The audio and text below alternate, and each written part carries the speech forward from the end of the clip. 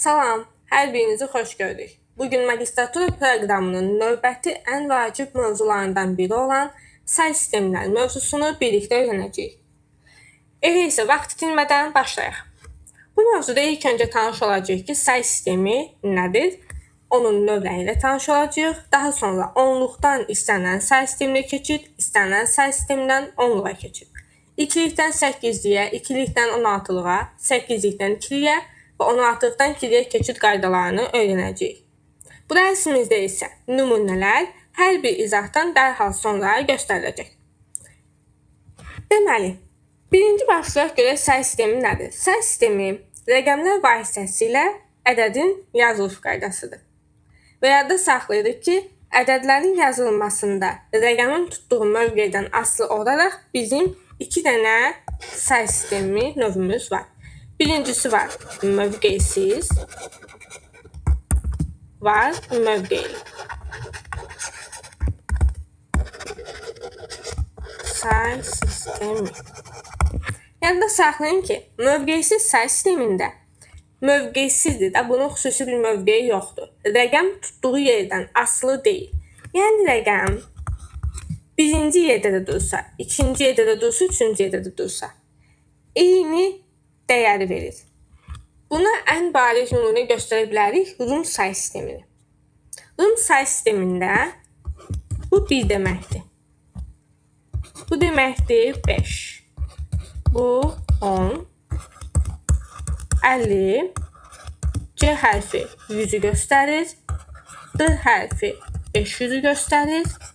M hərfi 1000-i göstərir. Mən gətirib bu, məsələn, V hərfini götürək. V-ni burada da yazsam 5 dəyərini verir. Burada da yazsam 5 dəyərini verir. Burada da yazsam 5 dəyərini verir. Yəni, tutduğu mövqedən asılı deyil. Və Rum rəqəminin yazılışlarında mütləq yadda saxlayın ki, əgər biz onu onluq say sisteminə keçirmək istəyiriksə, rəqəmləri soldan sağa, yəni böyükdən kiçiyə doğru yazanda o toplana gedir. Nə demək istəyirəm? Yəni, məsələn, x, v, 1. Belə bir yazılış yazıbsa, soldan sağa doğru böyükdən kiçiyədir.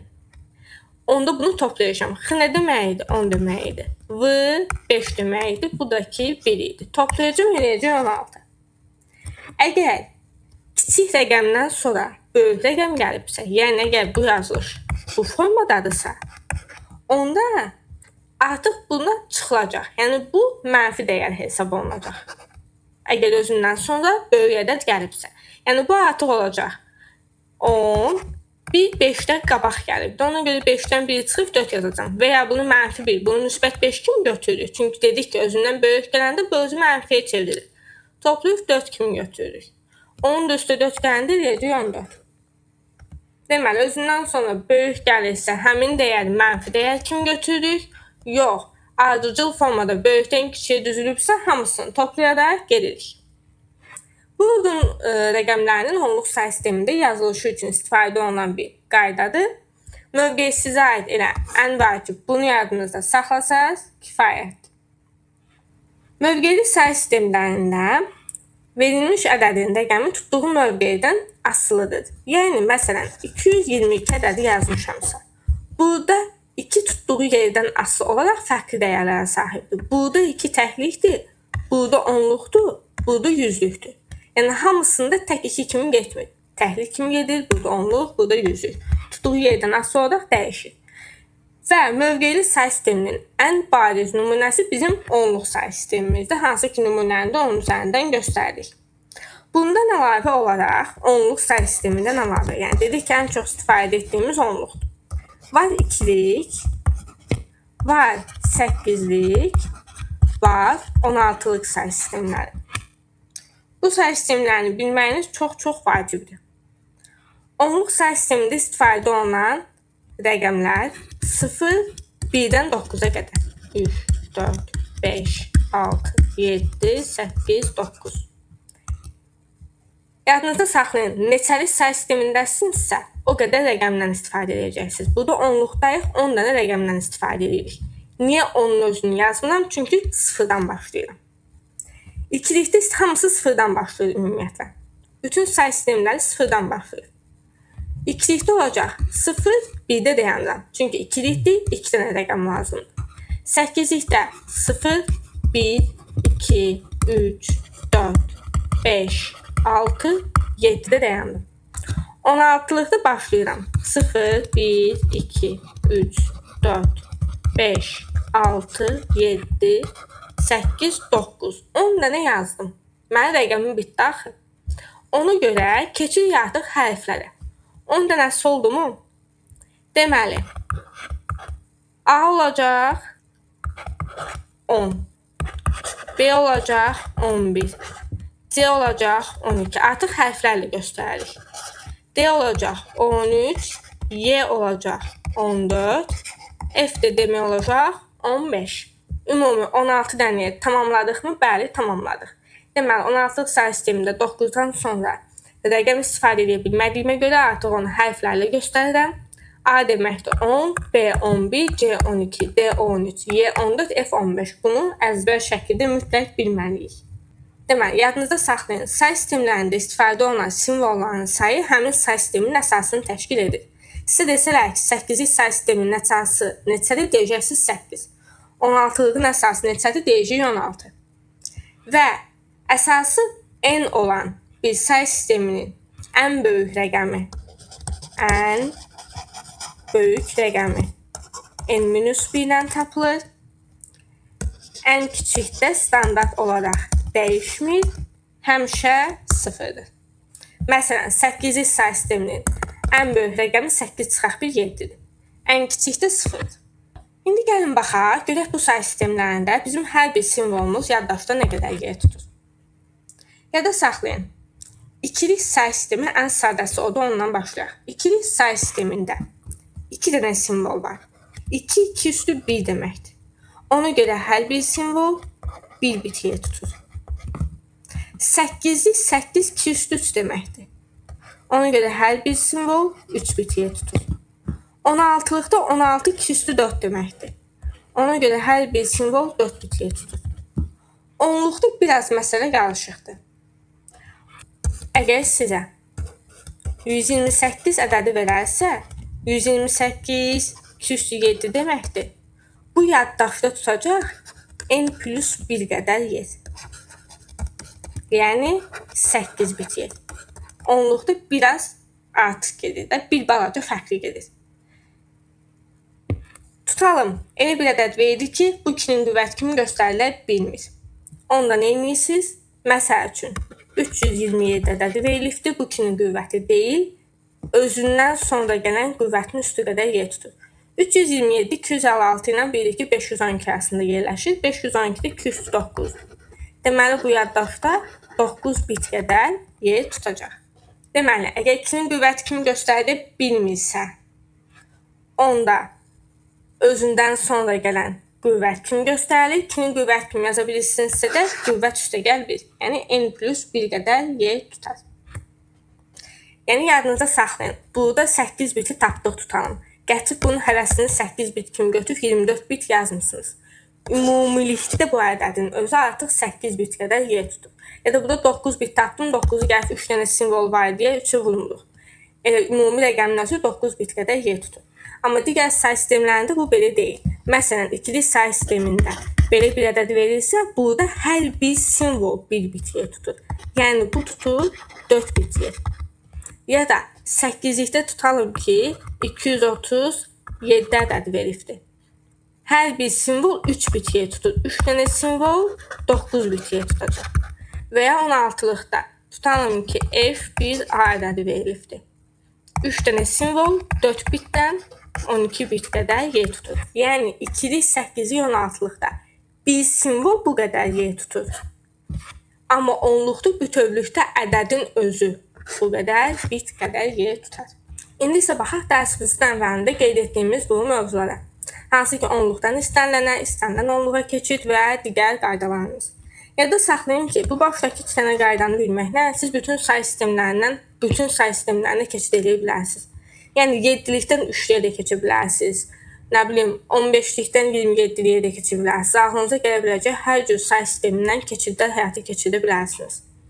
Sadəcə bu 2 qaydanı bilməklə. Amma yenə də qısa qaydalar olduğu üçün 2-dən 8-yə, 2-dən 16-lığa və əksinə olan qaydaları da bu dərsimizdə sizə öyrədəcəm. Birinci başlayaq onluq say sistemindən istənilən say sisteminə keçidə.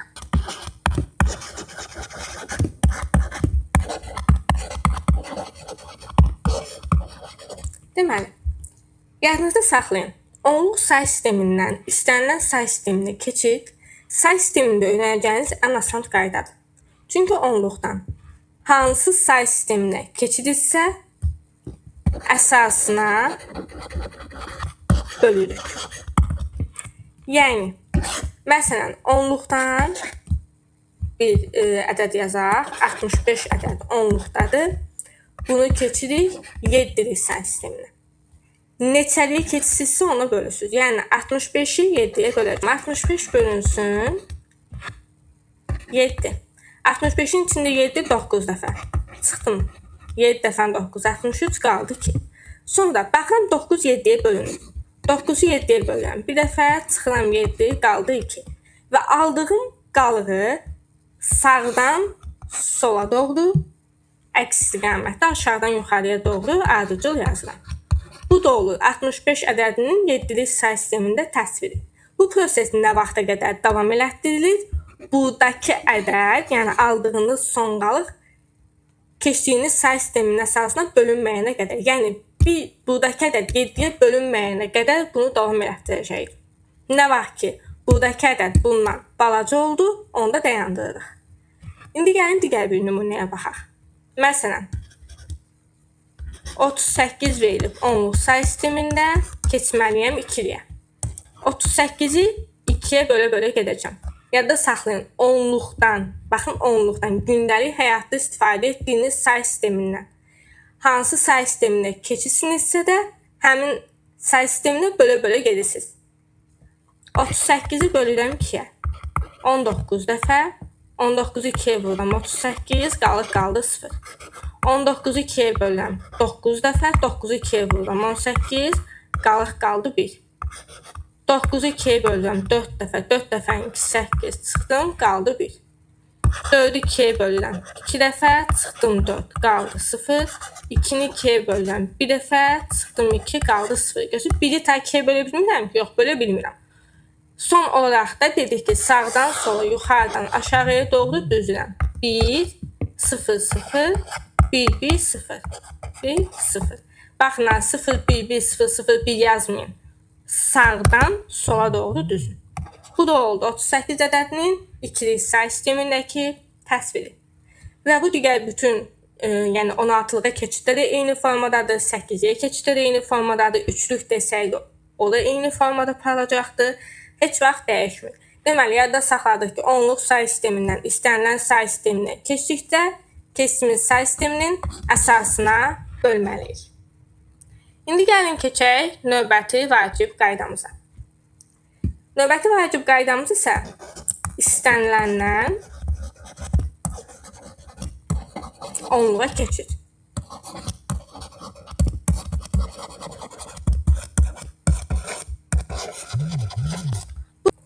İndi gəlin bunun nümunə üzərində baxaq. Elə 2-lik say sistemini götürək. Belə bir ədəd verilir 2-lik say sistemində. Bunu bizdən tələb olur ki, onluğa keçək. Baxın, burada yazanın bir fərqi yoxdur. Yəni, 3-lük də olsa, 8-lik, 16-lıq, 7-lik, hansı olur olsun, qaydamız eynidir.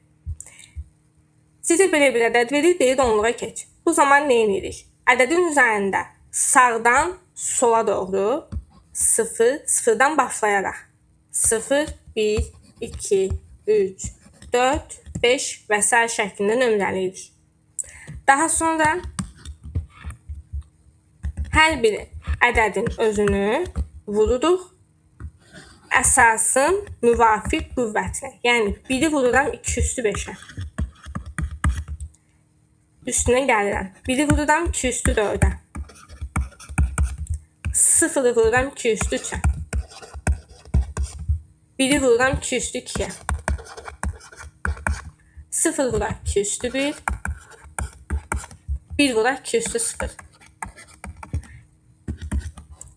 Bunu hesablayaq, daha sonra sizə bəzi kiçik qaydalar deyəcəm. 1-i 2 üstü 5-ə vururam 32. 1-i 2 üstü 4-ə vururam 16. 0-ı nəyə vursa onsuz da 0 verir. 1-i vururam 2 üstü 2-yə, elədi 4. 0 dedik, 0 verir. 1-i vururam 2 üstü 0-a, 2 üstü 0. 1-də istənilən ədədin qüvvəti 0 verir. Onu da 1-ə vursaq 1 verir. Bunu da toplayası olsaq bizə verəcək 53. Deməli, nə elədik? İkilikdə təsvir olmuş bu ədədi onluğa keçdik. İndi sizə bir neçə qısa qaydalar deyim. Yadınızda saxlayın. Burada 0 olanları heç vaxt hesablamanıza ehtiyac yoxdur. Çünki bayaq da dediyim kimi nəyi 0-a vursa 0 verəcək. Ona görə həmişə belə 0 yazanların üstündən xətt çəkin geçsin. Heç onu hesablamayın. Və hər dəfədə verilmiş ədədi vuracaqsınız say sisteminin müvafiq qüvvətinə. İndi gəlin başqa bir nümunəyə də baxaq. Məsəl üçün 71 ədədi verilib 8-likdə. Bunu bizdən tələb olunub onluğa keçək. Nə qədər üzərində sağdan sola doğru 0-1-lər şəklində nömrələyirik və hər bir verilmiş ədədi say sisteminin əsasın müvafiq qüvvətinə vururuq. Yəni 7-ni vururam 8 üstü 1-ə, üstünə gəlirəm, 1-i vururam 8 üstü 0-a. Bərabərdir. 8 üstü 1 8-dir. 7-yi vururam 56. 8 üstü 0 1 deməkdir. 1-ə vururam 1. Cavab oldu 57. Bu da bizim istənilən say sistemindən onluğa keçid qaydamız. Deməli, bildik ki, nə etməliyik? Ədədin üzərini sağdan sola doğru. Baxın, soldan sağa yox, sağdan sola doğru. 0, 1, 2, 3 və sair şəklində nömrələyirik. Daha sonra verilmiş hər bir ədədi olduğumuz say sisteminin müvafiq qüvvətinə vuraraq toplama əməliyyatını icra edirik. Deməli, biz həm onluq say sistemindən istənilən say sisteminə keçid qaydası ilə tanış olduq, həm də istənilən say sistemindən onluğa keçid qaydası ilə tanış olduq.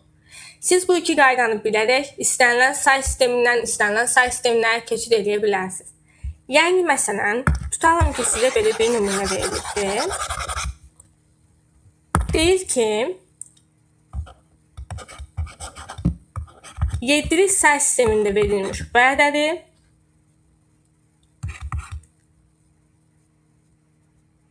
2-lik say sisteminə keçid. Siz nə 2-likdən 7-liyə keçid öyrənibsiniz, nə də 7-likdən 2-liyə. Və buradakı qaydalarımızda da belə bir şey yoxdur. Bunu nə edirsiniz? Keçirsiniz onluğa, oradan da keçirsiniz 2-liyə. Baxın, bundan sonra deyəcəyim bu 4 dənə qaydada var. Əgər bu 4 qayda sizdə azmaz da olsa çaşqınlıq yaradırsa, siz ən ideal olaraq bu deyəcəyim üsulu yoxlayın. Keçin onluğa, çünki siz istənilən say sistemindən onluğa keçid qaydasını bilirsiniz. Onluğa keçin. Onluq üzərində hesablamalarınızı aparın, sonra onluqdan qayıdın 2-liyə keçin. Yəni, bəzən sizə məsələn belə suallar veriləcək. Deyəcək 71, məsələn 8-dədir. Bu 2-likdədir, bu da 16-lıqdadır, deyəcək bunu hesabla. Heç vaxt 8-in üzərində 2-liyi, 2-liyin üzərində 16-lığı gəlməyə çalışmayın. Hamısını keçin onluğa. Onluqda hesablamanızı normal qaydada aparın. Daha sonra da sualın şərtində sizə neçə say sistemində soruşursa, həmin say sisteminə keçərsiniz. Yəni, bu deyəcəyim qayda buna dairdir. İndi gəlin bunu hesablayaq. Dedik ki, istənilən say sistemindən onluğa necə keçirik biz? Üzərinə 0-1 yazırıq, sağdan sola doğru. Sonra da hər bir ədədi əsasın müvafiq qüvvətinə vururam. İşte gəl, 8 vuraq, 7 üstü 0, bərabərdir. Bir dəfə 7, 7, 7 üstü 0, 1 deməkdir, 1-i vururam, 8 edir, 8. Bu elədir 15. Mən onluqda tapdım bu ədəd. İndi bunu 2-liyə keçəcəm. 15-i 2-liyə keçmək üçün nə edirəm? Onluqdan istənilən say sisteminə keçəndə bölə-bölə gedirdik.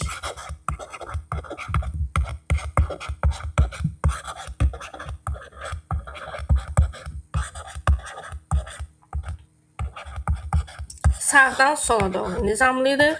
1, 1, 1, 1. Bu da oldu. 7-lik say sistemində verilmiş 18 ədədinin 2-lik say sistemində təsviri. Bu qədər sadə. İndi isə keçək 2-likdən 8-yə və 16-lığa keçid qaydalarına baxaq və əksinə 16-lıqdan və 8-likdən 2-liyə keçid qaydalarına. Deməli, birinci baxırıq 2-likdən 8-liyə keçid qaydasına. Tutalım ki, sizə 2-lik say sistemində belə bir ədəd verilir. Bu ədədi 8-yə keçmək üçün sağdan sola doğru 8 necə yazılır? 2 üstü 3 kimi. Yəni 3 hissələrə ayrışırıq. 3 bölünə. Görürsünüz, burada bir dənəsi tək qaldı. Üçlüyə tamamlamaq üçün yanına 0 artırdım. Ya da saxlayın. İkili say sistemində ədədlərə sol tərəfdən istədiyiniz qədər 0 yaza bilərsiniz. Baxın, sağ tərəfdən yox, sol tərəfdən. Bunların hamısını üçlüyə tamamladım mı? 8-likdə biz istifadə edirik 4, 2, 1 qaydasından. Yəni bunun hər birinin üzərinə 4, 2, 1 yazacaq. 421 də deyə bilərsiniz. Necə istəsiniz. 0 yazılanları deyildik, silirik. Çünki 0'a vurma ilə 0 verir deyə bizim üçün önəmi qalmır. Daha sonra hansının altında 1 yazmışam, onları toplayacağım. Burada nəyin altında 1 yazmışam? Bir dənə 1'in. Burada bir dənə 2'nin. Burada da bir dənə 1'in. Burada 4 ilə 1'in altında yazmışam. 4'ün üstə 1 gəlib 5 yazacağım. Deməli, ikilikdə olan bu ədədimiz 8-likdə 1, 2, 1, 5 şəklində yazılırmış. Deməli, 2-likdən 8-yə keçəndə neynədik? 3, 3 böl. Üzərinə 4, 2, 1 yaz və hansının altında 1 varsa onları topla. Bu qədər sadə. Gəlin bir dənə də nümunəyə baxaq.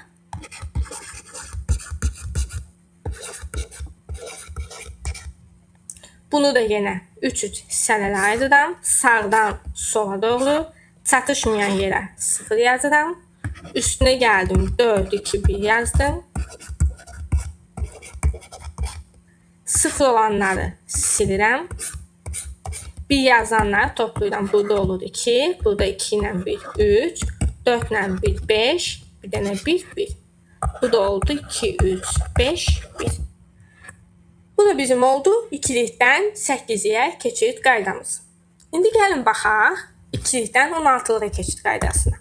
2'likdən 16'lığa keçid demək olar ki 8'yə keçid kimidir.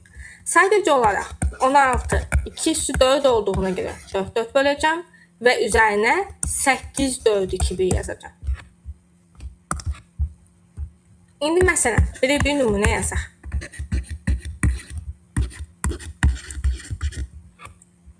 Dörd 4 hissələrə ayırıram, çünki 16 2 üstü 4 deməkdir. Çatışmayan yerlərə yenə də 0 yazdım. Üzərlərini gətirib 8, 4, 2, 1 yazacağım.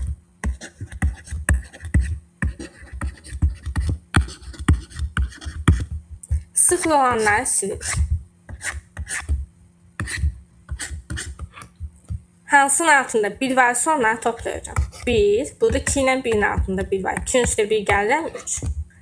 Burada görürsünüz 8'in də 4'ün də 1'in də altında 1 var. 8'in üstə 4 gəlirəm 12, 12'nin üstə 1 gəlirəm 13. Hələ ki belə qalsın. Burada 8 ilə 1'in altında 1'dir. 8'in üstə 1 gəlirəm 9. İndi mən bunu 16'lıqda yazanda 1, 3 öz yerində. 16'da dedik ki 13 deyə bir şey yoxdur. 16'lıqda 13'ün əvəzində nə var? D var. Çünki A 10 idi, B 11, C 12, D 13. Yəni burada gətirib 13 yazmaq olmaz, D yazmalıyıq. Və 9. Bu da oldu. Həm nədənin altında təsvir. Baxın, öncədən də dediyim kimi, istəsəz bu ikilikdə verilmiş ədədi 10'luğa keçib 10'luqdan da 16'lığa gələ bilərsiniz. Şərt deyil bu forma denəyəsiniz. Amma bu sadəcə sizə vaxt qazandırmaq üçün olan bir metoddur. Belə etsəz nə gözəl, çünki belə olduqda daha az vaxtınız gedəcək, suallarınızı daha rahat formada işləyə biləcəksiniz. Əgər bu sizə rahat gəlmirsə, fikrinizi qarışdırırsa, onda ikilikdən 10'luğa keçib 10'luqdan 16'lığa qayıda bilərsiniz. İkilikdən 10'luğa nətər keçirik? Sağdan sola doğru 0, 1, 2, 3 şəklində nömrələyib, müvafiq əsasın qüvvətini vuraraq həyata keçiririk. 10'luqdan 16'lığa nətər keçəcəkdik? Tapdığımız ədədi 16'ya bölə-bölə tapacaqdıq. 2'likdən 8'liyəni də bildik, 2'likdən 16'lığını da bildik. Gəlin bir dənə nümunə üzərində baxaq, tam möhkəmlənsin bildiklərimiz. Yenə sağdan sola doğru 4, 4 hissələrə ayırıram, çatışmayan yerə 0 yazıram, üzərini 8, 4, 2, 1 şəklində nömrələyirəm. 0 yazılanları silirik. Yazılmayanları toplayacağım. 2, 4, 2, 1 bizə verir 7, 8, 4, 1 bizə verəcək 13. 2, 7, 13'ün də yerini dedik ki yazırıqdır. Bu da oldu bu ədədin 16'lıq say sistemində təsviri. İndi gəlin tərsinə baxaq. Biz 2-likdən 8-i yəni bildik axı. Yəni baxaq 8-likdən 2-li. Məsələn, 8-likdə sizə belə bir ədəd verilir. Tələb olunur ki, bunu 2-liyə keçəsiniz. Ya bunu 10-luğa keçib 10-luqdan 2-liyə qayıtmalıyıq, ya da ki, indi sizə göstərəcəyim üsulla. Biz dedik ki, 2-likdən 8-yə keçəndə hansı qaydadan istifadə edirik? 4, 2, 1. Bu qayda burada da keçərlidir. Amma necə? 7, 1 və 5-i. 7, 1 və 5-i bu formada yazırıq. Altına yazsam 4, 2, 1. 4, 2, 1. 4, 2, 1. İndi baxıram, bu ədədlərdən hansılarını cəmimə 7 verər? Yəni, nəyin üstə nəyi gəlsəm 7 verər? Baxıram, 4-ün üstə 2, onun da üstə 1 gəlsəm 7 verər. Hansılarını cəmi 7 verdirsə, onun altına 1 yazılır. İndi burada hansının cəmimə 1 verər? Bir dənə 1-in. Hansı aid deyilsə, onun altına 0 yazılır. Hansılarını cəmi 5 verər? 4-dən 1. 4-ün üstə 1 gəlsəm 5 verər. 2 heç bir rol oynamadı ki. Ona görə onun altına 0 yazın. Ardıcıl formada düzürük bu ədədləri. Bu da oldu. Həmin ədədin ikili say sistemində təsviri. Bir dənə də nümunəyə baxaq. Aralı formada yazsam 3, 1, 6, 4, 2, 1, 4, 2, 1. Bu formada düzəm. Hansılarını cəmi 3 verər? 2 ilə 1. 4-ün altına 0 yazılır. Hansının cəmi 1 verər? Təkcə 1-in. Qalanlarına 0. Hansının cəmi 6 verər? 4-dən 2-nin. Qalanlarına 0 yazın. Deməli, bunun təsviri olacaq 0, 1, 1, 0, 0, 1, 1, 1, 0.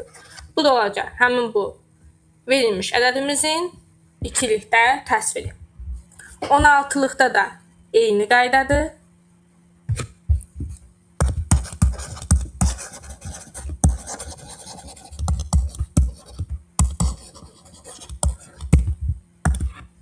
Məsələn, belə bir sadə ədəd yazaq ilk öncə. Bizdən tələb edir ki, bunu 2-liyə köçək.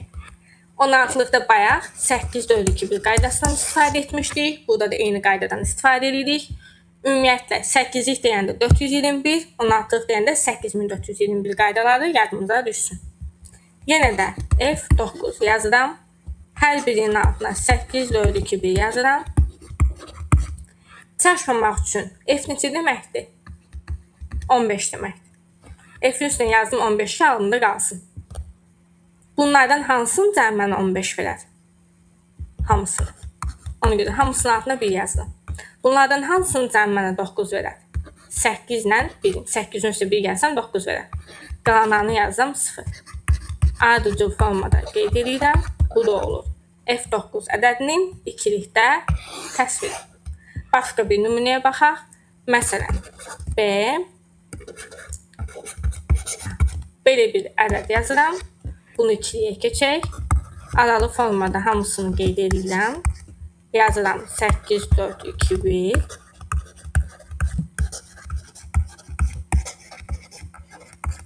B11-də, A-da 10-dur.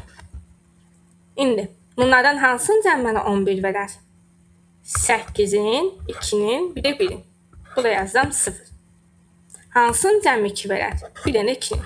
Qalanlarına 0. Hansının cəmi 7 verər? 4, 2, 1-in. Buraya yazsam 0. Hansının cəmi 10 verər? 8-in üstə 2 gəlsəm 10 verər. Bunu da ardıcıl formada yazanda olacaq həmin ədədin ikilikdəki təsviri. Belə, biz bugün sizinlə həm istənilən say sistemindən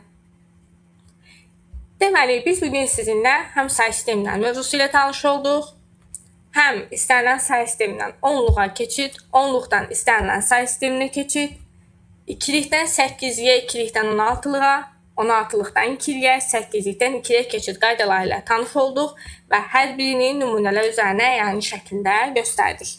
Beləliklə, bu dərsimizdə say sistemləri mövzusunu ətraflı şəkildə öyrəndik. Mövzu ilə bağlı suallarınız olarsa, şərh bölməsində yaza bilərsiniz. Məmnuniyyətlə cavablandıraram. Videonu faydalı hesab etdinizsə kanala abunə olmaq və yeni dərslərdən vaxtında xəbərdar olmaq üçün bildirişləri aktiv etməyi unutmayın. Növbəti dərsimizdə isə say sistemlərinə aid 30 sualdan ibarət olan testimizə birlikdə baxacağıq. Növbəti videoda görüşənədək sağ olun.